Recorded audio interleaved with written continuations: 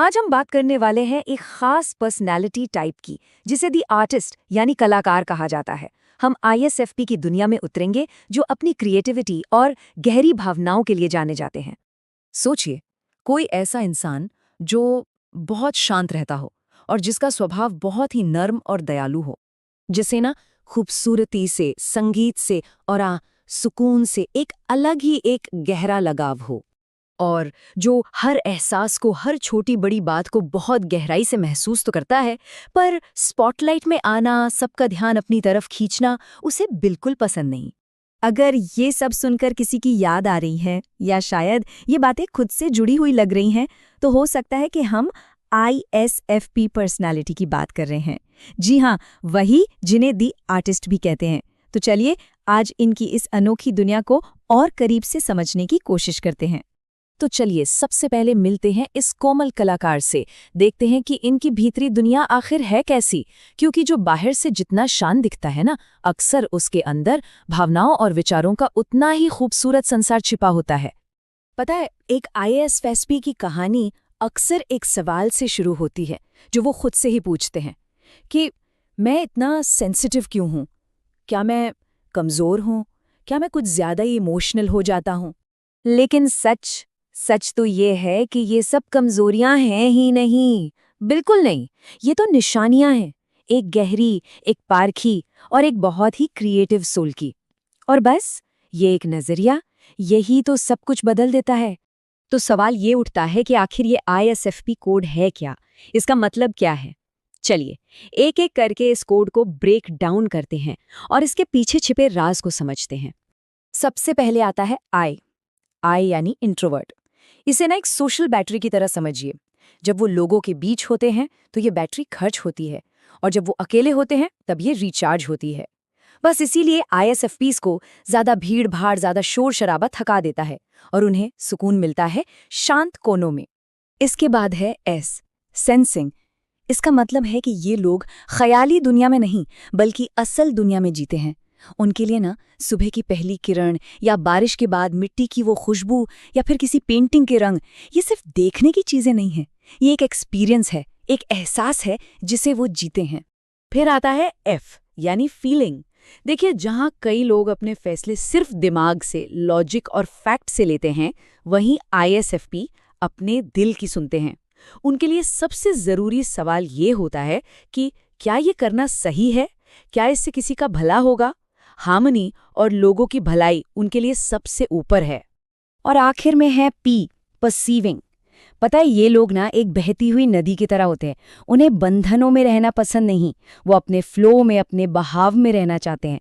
Strict rules, tight schedules, deadlines, ये सब उन्हें एक पिंजरे जैसा लगता है। वो तो बस हर पल को खुलकर जीना चाहते हैं। ठीक है, तो अब हम ISFP कोड को तो समझ गए हैं, पर अब वक्त है उनकी असली ताकत को पहचानने का, क्योंकि समाज ना अक्सर इन शांत कलाकारों को गलत समझ लेता है। तो चलिए अब कुछ मिथ्स को तोड़ने का समय आ गया है। सबसे बड़ा मिथ कि ISFP कमजोर होते हैं, लेकिन सच ये है कि उनकी सेंसिटिविटी ही उनकी सबसे बड़ी ताकत है। वो मुश्किलों का सामना चिल्लाकर नहीं करते, बल्कि खामोशी से, मजबूती से खड़े रहकर करते हैं। और दूसरा मिथ कि वो आलसी होते हैं, ये तो बिल्कुल गलत है। बात बस इतनी है कि वो कोई ऐसा काम कर ही नहीं सकते जिसमें उनका दिल न लगे।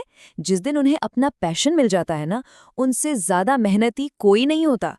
फिर एक और बात, लोग कहते हैं कि ISFP शर्मीले होते हैं, पर वो शर्मीले नहीं, वो प्राइवेट होते हैं।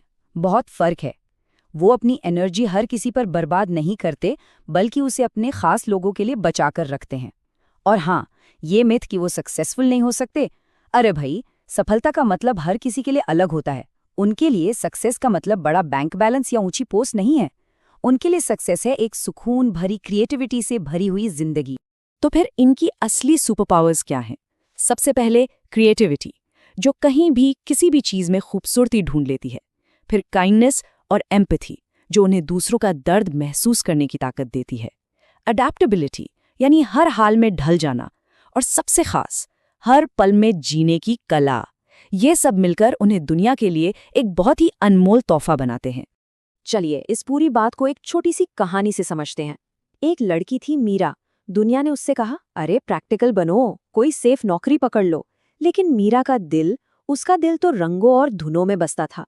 उसे इस भागदौड़ वाली दुनिया से कहीं ज्यादा अपनी कला प्यारी थी। तो उसने क्या किया? उसने दुनिया की नहीं सुनी, उसने अपने अंदर की आवाज सुनी, और वो एक डिजाइनर बन गई। और जानते हैं उसे क्या मिला?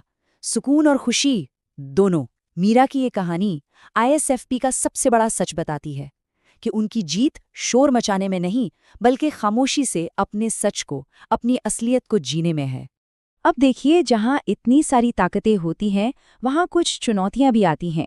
तो चलिए अब अपने आखिरी हिस्से में ये देखते हैं कि एक ISFP कैसे एक बैलेंस बनाकर अपनी पूरी पोटेंशियल को अनलॉक कर सकता है। हाँ, तो उनकी ये जो गहरी भावनाएं हैं वो कभी-कभी उन्हें ज़रूरत से ज़्यादा सेंसिटिव बना देती हैं। शांति उन्हें इतनी पसंद होती है कि वो किसी भी तरह के कॉन्फ्लिक्ट या टकराव से दूर भागते हैं, और दूसरों को खुश रखने की चाह में उनके लिए ना कहना बहुत बहुत मुश्किल हो जाता है। और हाँ, हर पल में जीने की जो आदत है वो कभी-कभी फ्यूचर प्लानिंग के आड़े आ जाती है। तो फिर बैलेंस बनाने का रास्ता क्या है? रास्ता है अपनी आज़ादी के साथ थोड़ा सा डिसिप्लिन जोड़ने का। दिल की तो हमेशा सुने, पर कभी-कभी दिमाग की भी मान लें, और अपनी शांति बनाए रखें, लेकिन साथ-साथ अपनी जिम्मेदारियों को भी अपनाएं। बस यही वो बैलेंस है जो उनकी कोमल शक्ति को फौलाद जैसी मजबूती देता है। तो आखिर में मैं एक सवाल के साथ इस बात को ख़त्म करना चाहूँगा। अगर क्रिएटिविटी का मतलब शोर मचाना नहीं है और ताकत का मतलब हंगामा करना नहीं है, तो सोचिए, एक कोमल, एक जेंटल स्पिरिट इस दुनिया में कितनी खूबसूरत चीज़ें ला सकती है। एक कदम विकसित भारत की ओर।